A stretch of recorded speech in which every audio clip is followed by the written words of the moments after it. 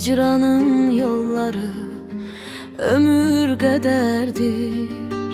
Bu yalqız axşamda yuvama baxsan, mənim xəyalımdır, bir də kədərdir.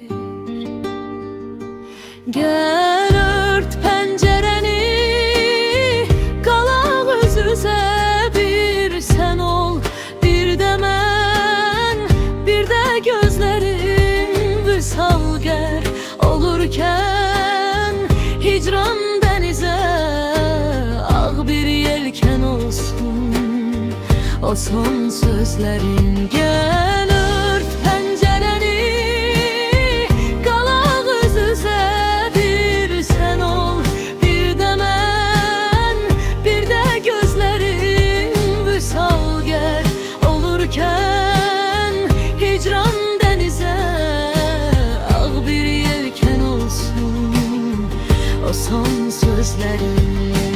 Bir sən ol, bir də mən, bir də dərdimiz, ağlayaq doyunca, gülək doyunca, baş başa qaldıqca, bu möhnətlə biz döysün qapıları, külək doyunca.